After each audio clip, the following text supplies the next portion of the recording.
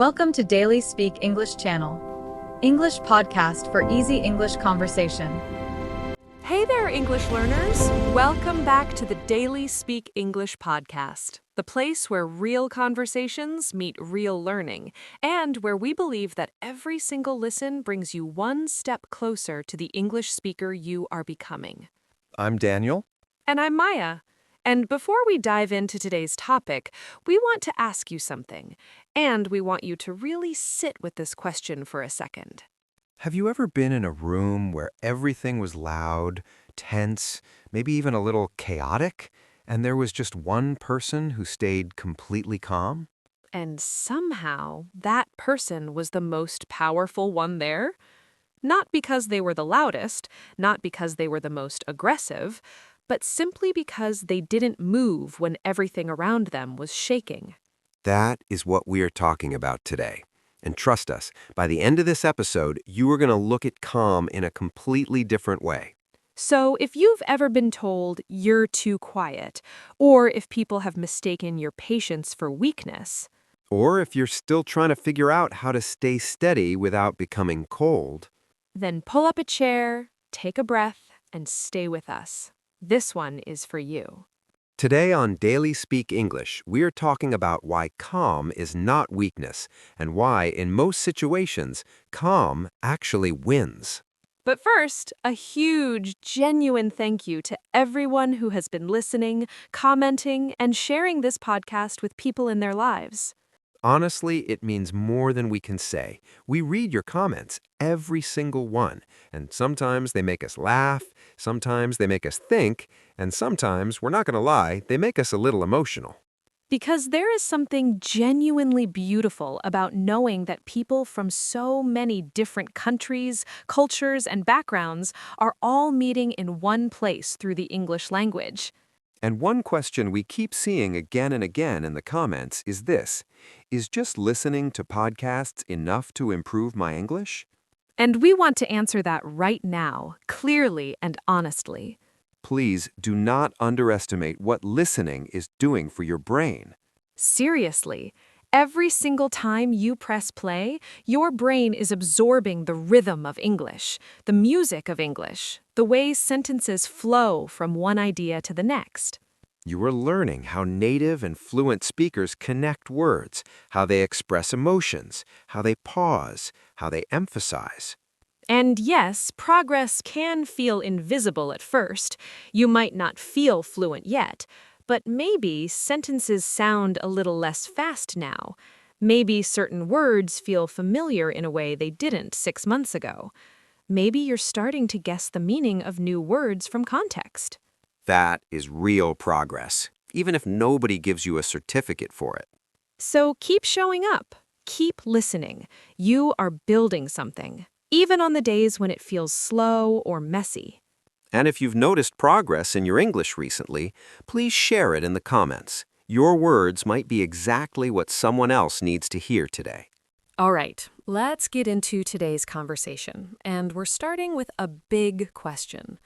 Why is calm so often mistaken for weakness?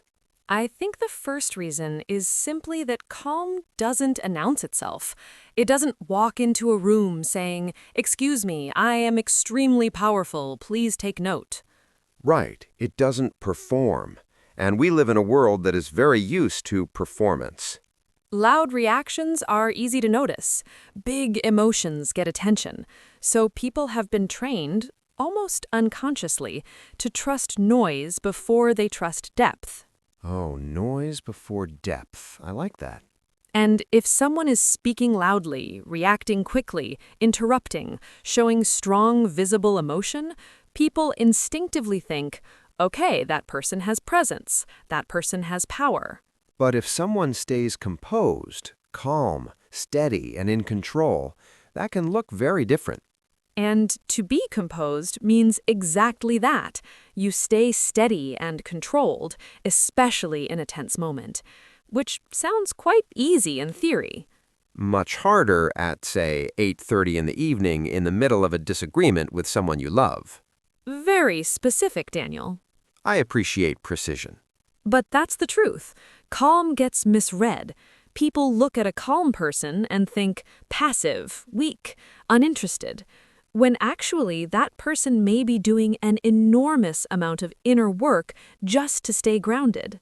And that is the part that nobody sees, isn't it? The calm person may look still on the outside, but inside they are consciously choosing every single second not to let the moment take control of them. I always think of it like a tree with very deep roots. From a distance, it just stands there quietly. It doesn't do anything dramatic. But when a storm comes, suddenly you understand exactly where the strength was. Because stillness from far away can look like weakness, but up close, it's often stability. And stability is rare. Stability is powerful. Stability is something most people are desperately working toward. So calm gets underestimated because it's a quiet kind of strength, and quiet things are easy to judge too quickly. People often assume that if you're not reacting strongly, you must not care strongly. When the opposite is frequently true. Sometimes the calmest person in the room is the one who feels the most, but holds themselves with the most care. And that, honestly, takes incredible strength. It really does. And for our English learners listening right now, this might feel familiar to you in a very specific way. Yes, because sometimes when you speak English slowly and carefully, choosing your words with thought and intention, people might assume you're less confident. When actually, you are just thinking clearly. You are being precise. You are respecting the language. So please remember, taking a second before you speak is not a weakness in English. It is thoughtfulness, and thoughtfulness is always a strength. Now here's where it gets really interesting. Once calm is misunderstood as weakness, the next thing that happens is almost funny. It starts making people nervous. Yes, because some people are very comfortable when they know how to move you emotionally. If they know how to push your buttons, they feel in control of the situation. Yes, because some people are very comfortable when they know how to move you emotionally. If they can push your buttons, they feel in control of the situation. And to push someone's buttons means to say or do things specifically designed to irritate or upset them and get a reaction. Right, and if they can provoke you, meaning push you emotionally until you react, then they understand the rules of the game. Anger is familiar, panic is familiar, defensiveness is familiar. But when someone simply stays calm, the usual script stops working. And the other person feels unsettled. Yes, unsettled, a little shaken, a little off balance, unsure of what to do next, because they were expecting one kind of moment and instead they got something completely different. A very bad day for chaos. But that really is the point. Calm changes the energy of an entire room. It takes drama and leaves it standing there alone, looking a bit silly. It's a bit like someone throwing something very hard at a wall and then discovering the wall isn't there. Their own energy just keeps going with nowhere to land. Yes, that's exactly the feeling. And that's why calm can feel powerful without doing very much at all. It doesn't chase the chaos. It simply refuses to feed it. And that refusal says something important. It says, I see exactly what's happening here, and I am not joining it. Which for someone who is expecting a fight, a panic, or a dramatic performance is deeply confusing.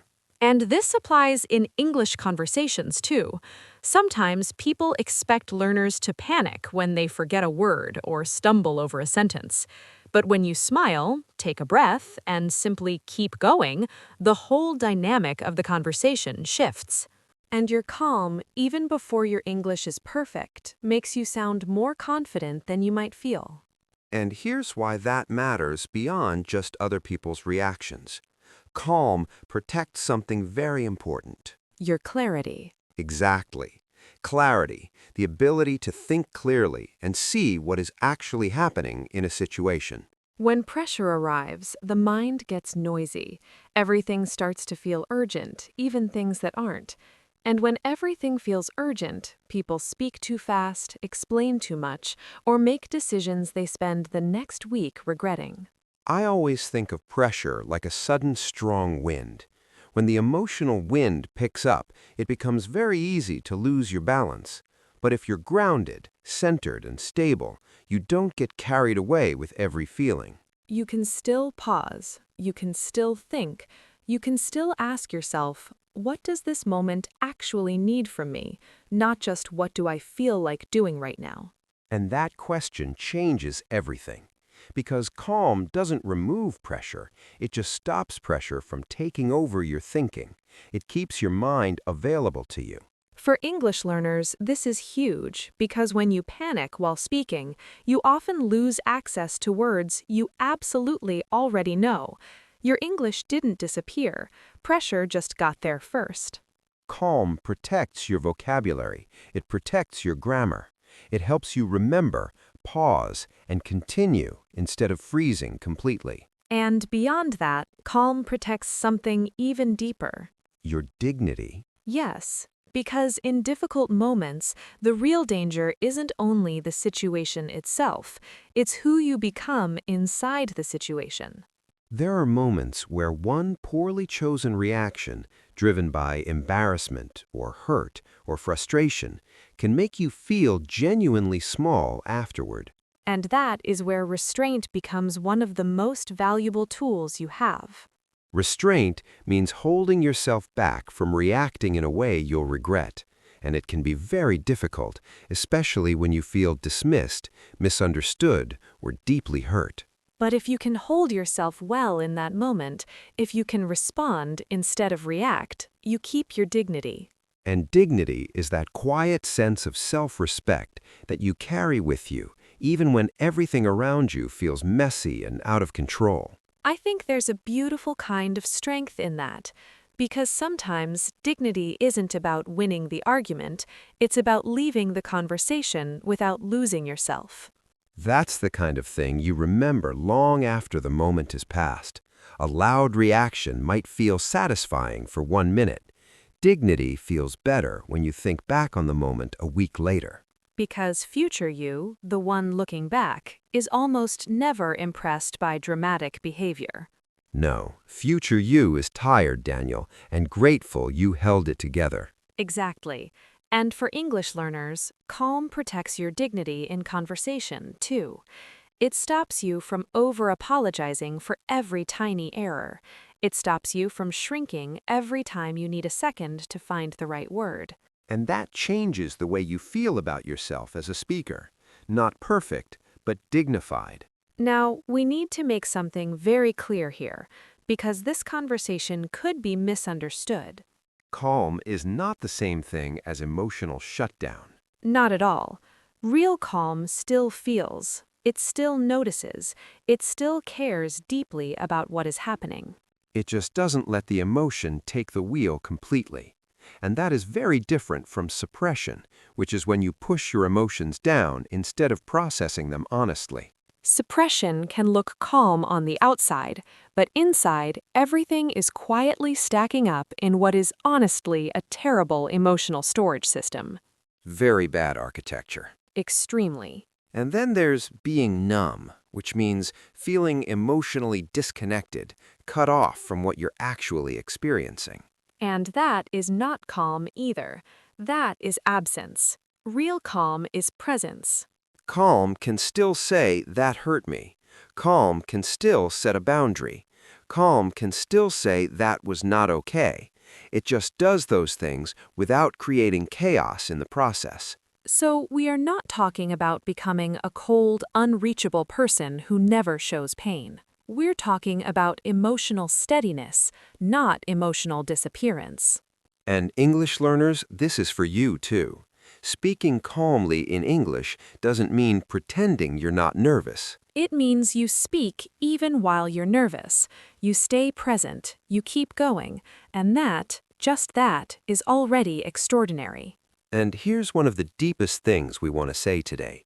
Many calm people were not born this way. No, many of them became calm through experience, through difficulty, through resilience. And if someone is resilient, it means they're able to recover, adapt, and keep moving forward even after real difficulty. A lot of calm people used to be incredibly reactive. Then life slowly taught them what chaos costs. Regret teaches very quickly. So does heartbreak. So does the sheer exhaustion of cleaning up your own reactions again and again. And at some point, people simply get tired. Tired of overreacting, tired of replaying the same emotional storms, tired of giving every difficult moment so much of their energy and power. If someone is seasoned, it means they've been shaped by experience and become wiser because of it. And seasoned calm has a particular quality to it. It has history. It has weather. You can sense it. The calmest people you meet in life are often calm precisely because life has already shaken them significantly. They know what it costs to lose yourself in a moment, and they have decided, quietly but firmly, who they no longer want to become. And for our English learners, this rings true too. Many confident, calm English speakers today are calm because they have already survived the awkward conversations, the embarrassing mistakes, the moments where they couldn't find a single word. They became resilient through practice, not comfort. So if your English still feels uncertain or messy sometimes, that's not failure. That might be exactly how you're getting stronger.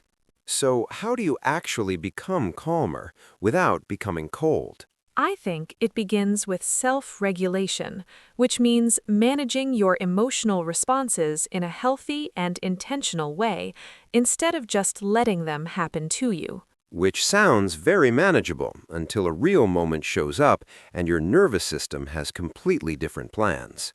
Very true, but there are small, practical ways to build this. Pause before you reply. Breathe before you answer. Notice what's happening in your body. Don't offer the world your very first emotional reaction every single time. And maybe ask yourself that question we mentioned earlier. What does this moment need from me? Not just what do I feel like doing right now? Because the goal, truly, is not to become cold. The goal is to become steady. And steady is a wonderful word. It means emotionally stable and reliable, even when the things around you feel shaky. Steady feels warm, not frozen, not hard, not closed off, just stable, like a cup of water sitting quietly on a table.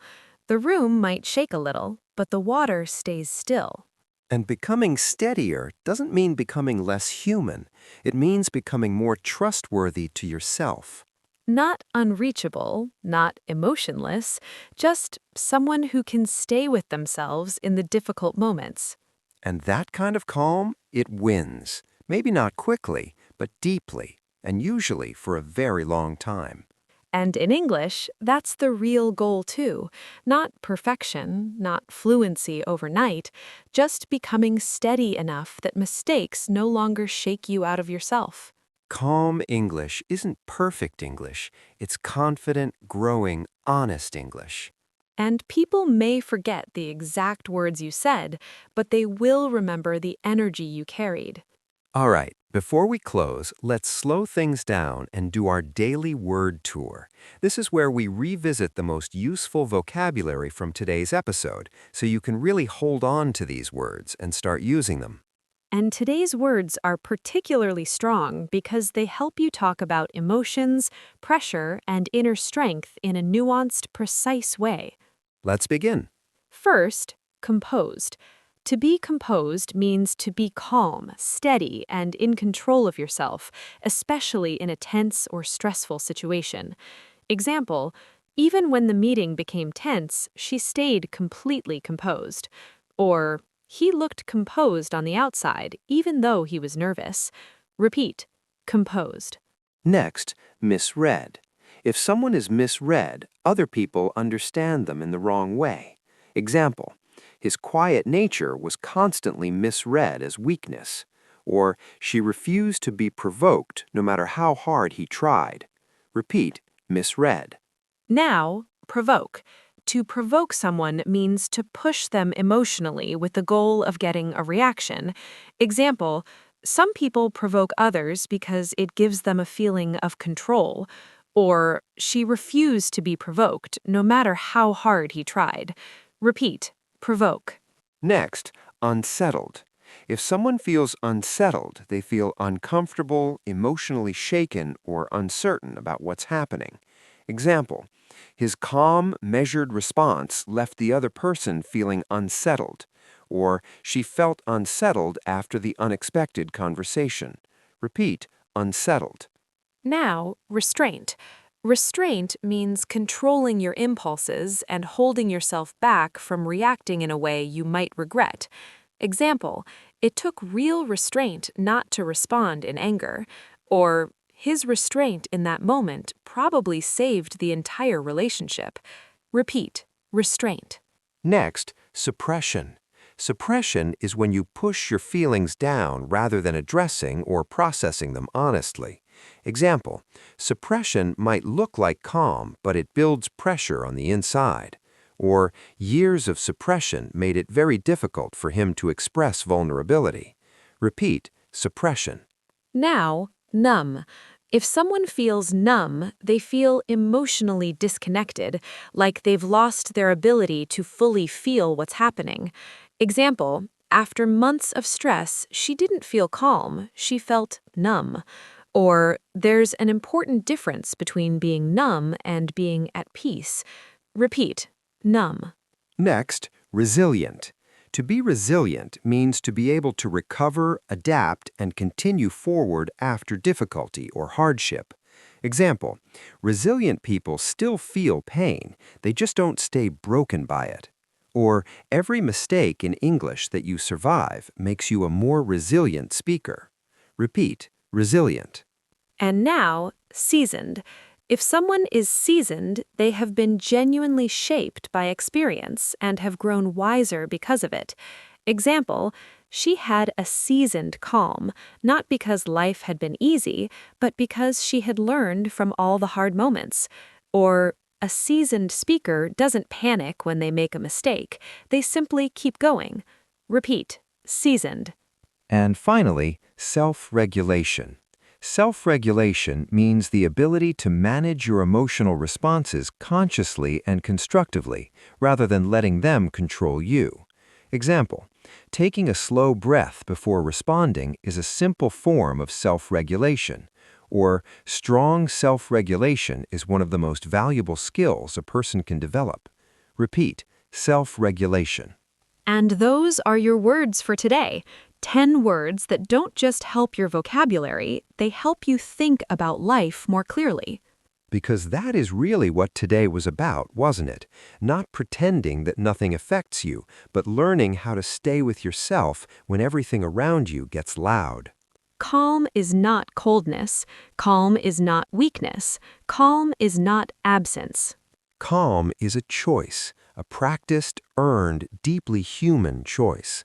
And whether you're working on your English, your relationships, your career, or just trying to get through a difficult week, we hope today reminded you that your quiet strength is real, it is valid, and it is enough. So the next time someone mistakes your calm for weakness, let them. Because the tree with the deepest roots doesn't need to explain itself to the wind. That might be the best line we've ever said on this podcast. I'll take it. So tell us in the comments, do you think calm is something people are born with or something life teaches them the hard way? We genuinely want to know.